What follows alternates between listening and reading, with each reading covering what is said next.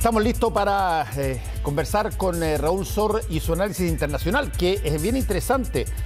Une dos países muy diferentes, Brasil y Rusia. Y lo hace de una manera bien interesante también, porque el expresidente de Brasil, Lula, y que va a ser el próximo candidato a la presidencia de ese país, habló sobre la agresión de Rusia contra Ucrania. Y se mandó una de esas declaraciones que aparecen como la frase del día.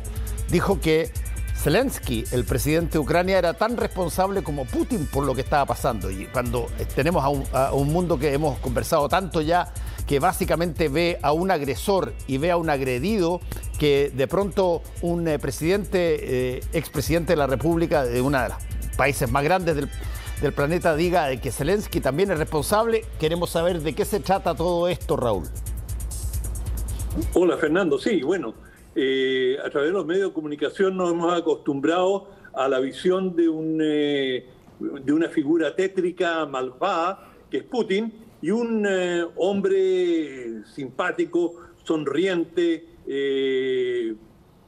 cálido, que es Zelensky, y el héroe de este conflicto. Y Zelensky es presentado como una víctima de la agresión de un Putin agresivo, imperialista, que quiere subordinar a Ucrania a sus designios y reconstituir un imperio. Esa es la narrativa general en los medios de comunicación. Y que en Occidente aparezca un hombre que tiene las mejores chances de ser el próximo presidente de Brasil, Ignacio Lula da Silva, que es el hombre que, según las encuestas, lleva una ventaja importante sobre su contrincante, el actual presidente Bolsonaro, que él desmienta esta narrativa y, en pocas palabras, diga más o menos: para bailar tango se necesitan dos. Y Zelensky, que lo critica por sus múltiples apariciones en medios de comunicación internacionales, como que estuviera disfrutando de este momento de fama, de estar en el ojo de la tormenta, y siendo él el que recibe todos los halagos, por lo menos en Occidente. Lula lo presenta un poco como un papel que una performance que él está haciendo, una actuación, y que él considera de que Zelensky fue tan imprudente como Putin. Él critica a Putin por haber iniciado esta guerra, pero también lo critica a Zelensky y dice: él no estuvo dispuesto a ir a las negociaciones, como si quisiera que el conflicto se hubiese desarrollado. Y de alguna manera Lula deja entrever en esta entrevista dada a la revista Time, para la cual tú fuiste corresponsal, Fernando, 10 años. La famosa revista Time. 10 años. Que ya, claro, o sea, ya no tiene bueno, con los cambios en los medios de comunicación no tiene la misma relevancia de antes, pero aún así, ser la figura de tapa de Time es un evento internacional, sí. Es un evento que llama mucho la atención. Y Lula está absolutamente consciente de la tribuna de la cual está hablando, sabe la repercusión. Time es una revista estadounidense, aunque tiene circulación internacional muy amplia, es ante todo estadounidense, y esto va a circular profusamente en Estados Unidos. Él sabe perfectamente la irritación que esto puede causar en Washington, y pese a ello opta por poner al presidente ucraniano y al ruso en un mismo plano, asignándole las mismas responsabilidades, y que ninguno de los dos tuvo la voluntad de negociar. Va más lejos, y también se refiere a la Unión Europea, y dice: la Unión Europea sabía perfectamente lo que significaba la OTAN y la expansión de la OTAN para Rusia, y no hicieron nada por aplacar los temores, las suspicacias de Putin. De manera que ahora no nos podemos sorprender con el conflicto que tenemos en nuestras manos.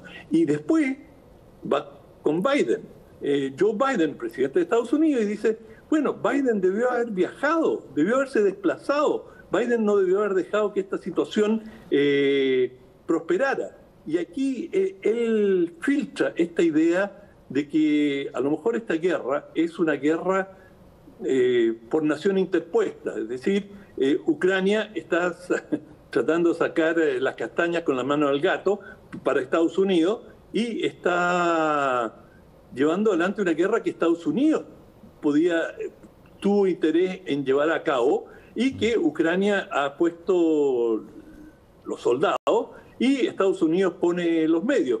Esto no lo dice tan explícitamente, pero es la crítica implícita que hace Lula, que con un hombre con la experiencia política de él, en una entrevista que no fue espontánea, no es que lo pillaron entrando al Parlamento y le hacen una pregunta sobre la marcha, como le pasa tantas veces a muchos políticos y en la prisa se expresan mal, es lo que le puede haber pasado a Lavrov con sus comentarios sobre el antisemitismo. Bueno, y el nazismo en Ucrania, él, en este caso Lula, sí sabía exactamente para quién hablaba, se debe haber preparado para esta entrevista y lo que dijo tiene un propósito y eso es lo que nos preguntamos, ¿cuál es el propósito que ha tenido lo que hasta este momento aparece con las mejores posibilidades de ser el próximo presidente de Brasil? Sí, hay otra cosa que te voy a comentar, Raúl, sobre esto. Uno de los conflictos bélicos que conocen la historia, de alguna manera están, si tú quieres, salvo las viejas peleas monárquicas antiguas, ya en una situación de democracia o estados-naciones como son los estados modernos, uno estaba acostumbrado de que había diferencias ideológicas relativamente importantes entre los bandos que peleaban. Es decir, tú tenías a un Estados Unidos que, claro, iba a Vietnam y Vietnam era un enclave marxista, comunista. La pelea que tenía con la Unión Soviética era una pelea derivada de una alianza muy efímera y para un propósito que era la Segunda Guerra Mundial y que a partir de ahí se transforma en Guerra Fría porque hay visiones ideológicas distintas o por situaciones religiosas o por situaciones que tienen que ver con terrorismo. Pero en este caso particular hay una cosa que es muy curiosa. Yo no sé cuál de los dos es más conservador, si Putin o Zelensky. Son personas para todos los efectos prácticos, si tú quieres verlos hoy día en lenguaje ideológico moderno, son dos derechas que están peleando desde un punto de vista de las cosas que más son importantes para ellos, la cosa soberánica, la situación que tiene que ver con controles de la población, en fin. Pero los pensamientos de Ucrania en sus autoridades principales y los pensamientos de Putin en Rusia, en términos de las cosas básicas de la economía y todo, no difieren mucho. No hay gran diferencia. Exacto, Fernando, coincido totalmente con tu análisis. Sin embargo, en lo que difieren es dónde tienen un futuro mejor. Putin está convencido de que Ucrania debería, de acuerdo a sus escritos, integrarse a Rusia, ser una parte de Rusia como lo fue durante largo periodo de la historia zarista y convivir. Son países primos hermanos, hablan lenguas relativamente similares, tienen la misma religión, tienen puntos de coincidencia enormes e históricamente han recorrido mucho territorio juntos, pero en el caso de Ucrania la visión es que su mejor destino, sus mejores posibilidades no están con Rusia, están con Occidente, y lo que realmente quisieran muchos ucranianos, es difícil determinar porque las encuestas no son muy confiables, pero una cantidad sustantiva, sobre todo de la parte occidental de Ucrania, quisieran ser parte, en primer lugar, de la Unión Europea, y si pudieran, de la OTAN, porque en el momento que pasan a ser miembros de la OTAN, entran a un club muy poderoso y un club que les va a garantizar digamos, este principio de que cualquier ataque contra Ucrania es un ataque contra el conjunto de Occidente. Es decir, si Rusia osa tocar a Ucrania siendo miembro de la OTAN, eso significa que estaría atacando simultáneamente a a Estados Unidos y al conjunto, a los otros 30 miembros de esta alianza militar. De manera que una vez que tú entras a la OTAN, prácticamente tienes una póliza de seguro contra Rusia que tendría que incurrir en costos y riesgos enormes para transgredir esto. Y eso, por cierto, Putin lo tiene súper claro, y porque lo tiene claro, dijo, no, por ningún motivo. O sea, yo no voy a permitir que Ucrania ingrese a la OTAN. Y eso es lo que rescata Lula en su entrevista y dice, bueno, no entiendo si sabían, y lo sabía Zelensky, que esta era la situación, ¿por qué fue tan ligero, tan liviano en especular con la posibilidad de entrar a la OTAN? En algún momento dijo, bueno, ya vamos a pensarlo, esto lo vamos a postergar. Pero en algún momento dio a entender que sí, que no solamente quería entrar a la Unión Europea, sino que quería ser miembro de la OTAN. Y esto es lo que le critica Lula.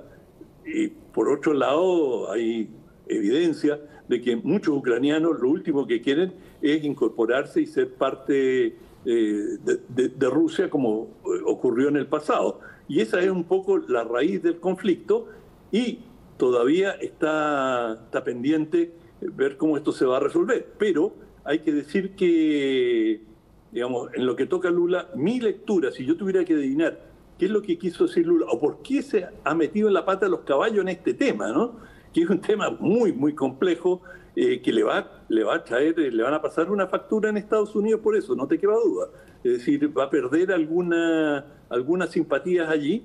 Yo creo que él se está tratando de volver a posicionar como lo que era cuando era presidente. Un líder, no diría de los no alineados, pero de una serie de potencias medianas que quieren mayor autonomía. Lo que Lula no quiere es ser una víctima de una nueva guerra fría, y yo me tengo que aliar con Estados Unidos y ya no puedo hablar con Rusia. No, él lo que está diciendo, yo voy a analizar los conflictos en su mérito. Aquí yo veo que ambas partes cometieron errores, y es una forma de subrayar su independencia. Yo diría que por lo menos ese es mi entendimiento del mensaje subyacente de Lula. Bueno, vamos a ver cómo sigue progresando esto, y sobre todo a medida que se acerquen las elecciones en Brasil, vamos a ver qué tanto esto tiene impacto en la percepción de los brasileros sobre quién debe gobernar en ese sentido. Vamos a tu libro, Raúl. Muy bien. Bueno, tenemos algo que se parece un poco. Seguimos con Putin. El tema se parece al de la semana antepasada. La semana antepasada tuvimos a Masha Gessen, ¿te acuerdas? Sí.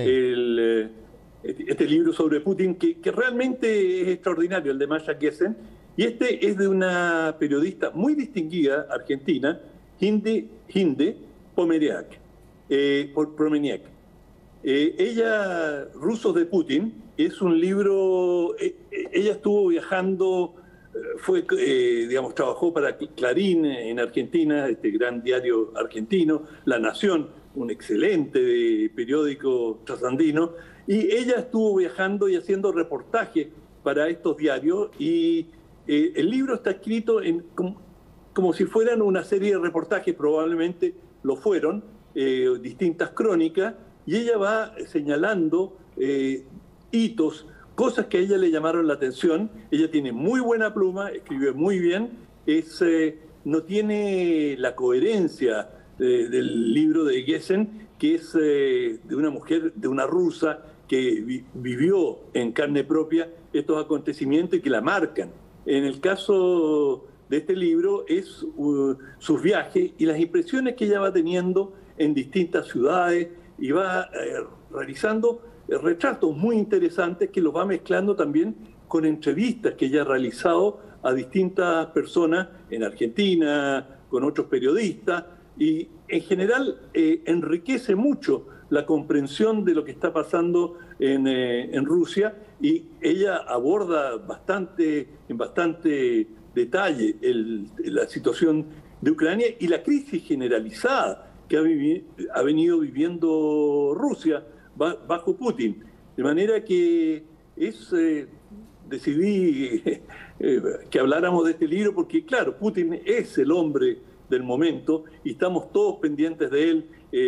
Ayer justamente hablábamos de que el lunes va a ser este discurso tan importante con motivo de la victoria soviética sobre el nazismo, el fin de la Segunda Guerra Mundial para los soviéticos. Y entonces estamos todos pendientes quién es Putin, cómo va a reaccionar, cuáles son sus instintos, y lo que sale de todas las lecturas que he hecho, que realmente es un hombre inescrutable. Él mantiene una reserva, mantiene una distancia, es de cuerpo entero un espía, es decir, un agente de seguridad, discreto.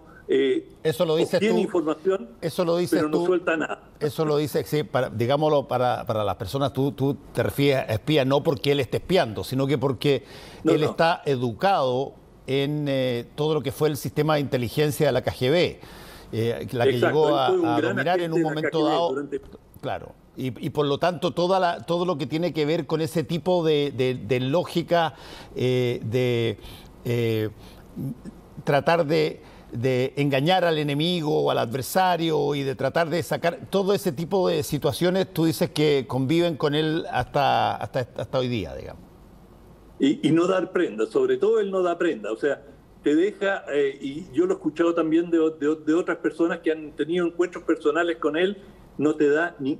Tú sales de la reunión con él y realmente no sabes si le estuvo agradado o desagradado, le interesaste, no le interesaste, es inescrutable.